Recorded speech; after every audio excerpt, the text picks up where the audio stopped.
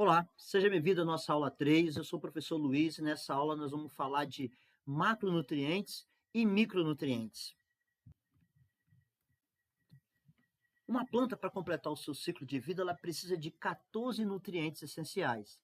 Existem outros elementos também considerados benéficos para a planta, porém para algumas espécies em determinadas condições e que nós não vamos tratar dessa particularidade nessa aula.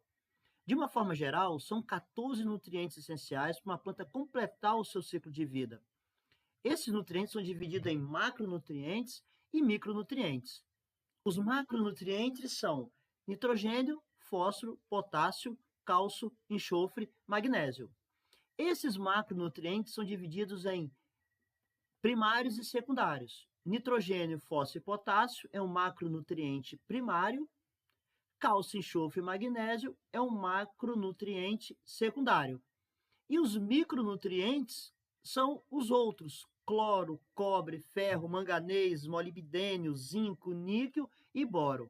Uma planta, para completar o seu ciclo de vida com saúde perfeita, ela precisa rigorosamente de ter esses 14 nutrientes.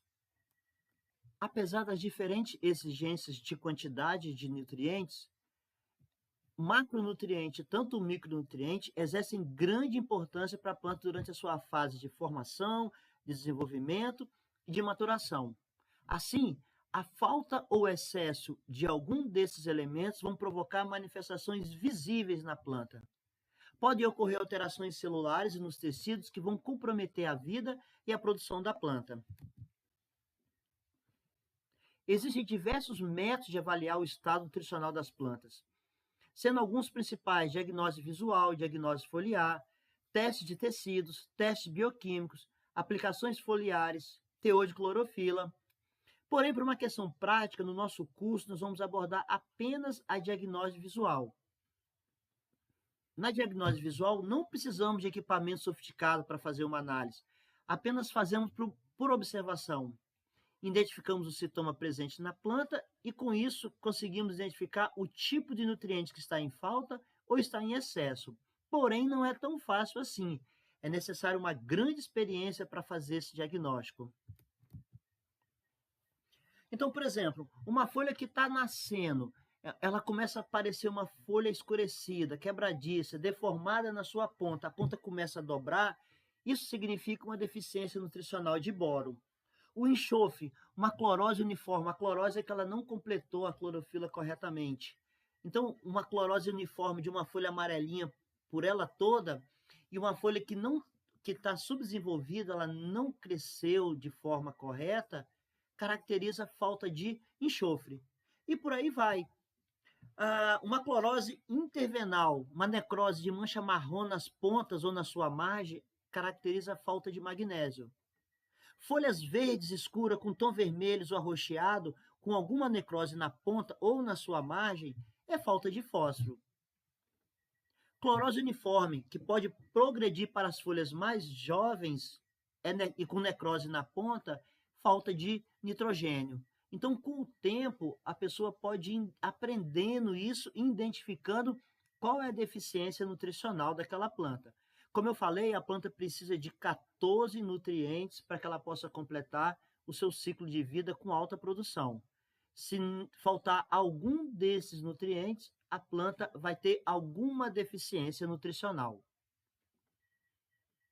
Esses nutrientes, alguns têm mobilidade fácil, eles são móveis, eles se deslocam com facilidade.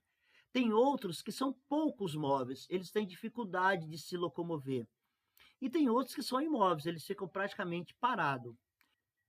Nutrientes do tipo nitrogênio, fósforo, cálcio, magnésio, ele tem uma redistribuição móvel fácil. E aí você vai ver essa deficiência nutricional em folhas velhas, em folhas antigas. Os outros elementos, ou ele é pouco móvel, que você vai ver em folha nova, ou ele é totalmente imóvel, que também você vai ver em folha nova, ou em meristemas, que são as células vegetais que vão se multiplicando. Então, você precisa entender aonde esse nutriente vai redistribuir, se ele tem facilidade ou se ele tem dificuldade de locomoção. Para que a gente precisa saber disso? Sintoma e deficiências de folhas, quando é em folha nova ou quando é em folha velha, a gente já começa a identificar qual é o nutriente que está causando aquilo dali. Então, você começa a identificar, separando se é o problema da deficiência em folhas novas ou em folhas velhas, e você já começa a identificar qual é o tipo de nutriente que está causando aquela deficiência na folha. Bom, a planta ela absorve os seus nutrientes em 3 processos: difusão, fluxo de massa, interceptação radicular. Pela difusão, o nutriente ele movimenta-se do solo por curta distância. Dentro da própria solução do solo, ele vai de uma região de maior concentração para uma outra região de concentração menor. Ou seja, ele vai em direção à superfície da raiz. Na medida que a raiz vai crescendo no solo, ela vai absorvendo os nutrientes que se encontram no trajeto do seu crescimento. Por isso que ela vai através de difusão. O nutriente que se move por difusão deve estar localizado próximo à raiz, por onde a raiz vai nascer e vai crescer, de modo a garantir o maior contato com o nutriente. Caso contrário, em razão de menor movimento, as necessidades da planta poderão não ser atendidas. Portanto, adubo contendo elemento que se move com difusão deve ser aplicado de forma localizada, de modo a garantir o maior contato com a raiz. Então, nutrientes que vão através de difusão têm mobilidade intermediária. Ele tem que estar próximo da raiz. Então, quais são esses elementos de mobilidade intermediária? Nitrogênio, potássio, magnésio. Você precisa colocar esse adubo à disposição da planta próximo da raiz, ou incorporado ao solo, ou através de laço, mas tem que ser aplicado perto da raiz, de tal forma que a raiz, na medida que ela vai crescendo, ela vai absorvendo isso através de difusão. O outro processo é a interceptação radicular. O sistema radicular ele exerce uma função fundamental para a planta, porque ele é responsável pela absorção de água e de nutriente. Então, pela interceptação radicular, é necessário ter água. Ela serve também como uma sustentação da planta no solo, então a raiz segura a planta no solo. As raízes da planta podem crescer de uma forma prolongada durante anos, e isso se as condições forem favoráveis. A sua proliferação, no entanto, depende da disponibilidade que ela tem de água e de nutriente no ambiente que circunda, que é chamado de rizosfera. Então, se a rizosfera for pobre em nutriente, o crescimento da raiz é bastante lento. Com o crescimento, há exploração de novas regiões no solo, aonde são submetidas à absorção dos nutrientes que estão localizados ali. Então, a interceptação radicular são nutrientes com baixa mobilidade. É necessário que eles estejam na zona de ação radicular. Precisa ser aplicado ou por fertirrigação ou incorporado ao solo. Quais são esses nutrientes de baixa mobilidade? Fósforo, ferro, manganês, zinco. Então, ele tem que ser incorporado ao solo, ou no sulco, ou na linha de plantio, em cobertura próxima à linha. Então, se você não sabe quais são os nutrientes que têm mobilidade ou não, e você aplicar ele de uma forma errada, você não vai dar condições para que a planta possa absorver aquele nutriente. Um outro processo é através do fluxo de massa. Fluxo de massa é a consequência da existência de um potencial de água no solo maior do que aquele junto à raiz. Essa diferença de potencial hídrico causa um movimento de massa de água em direção à raiz. Então, é como se estivesse puxando essa água. Naquilo que puxa a água, ela puxa junto alguns desses nutrientes. Ela é diretamente relacionada à transpiração da planta. Então, a planta transpira e ela puxa essa água que está no solo. A transpiração constitui o principal processo de perda de água pela planta, e ela é influenciada por diversos fatores, como umidade do solo, intensidade de luz que tem sobre ela.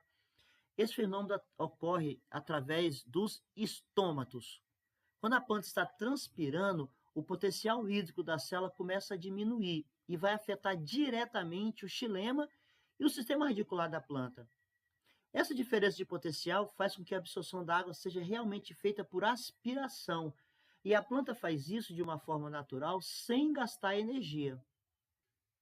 Como o fluxo de massa segue o fluxo transpiracional da planta, a gente entende então que quando os estômatos fecham por falta de água, vai causar uma menor absorção de nutrientes com esse processo. E isso vai impedir o seu crescimento. Para que a gente possa entender melhor, existe uma lei chamada Lei do Mínimo. Todos os 14 nutrientes são imprescindíveis, são indispensáveis ao crescimento e ao desenvolvimento de uma planta. E a ausência de apenas um impede o seu crescimento adequado e o seu desenvolvimento, mesmo que os outros estejam em quantidade apropriada. Isso é muito importante. De acordo com a lei do mínimo, a produção de uma planta está diretamente associada ao nutriente que for mais escasso na planta.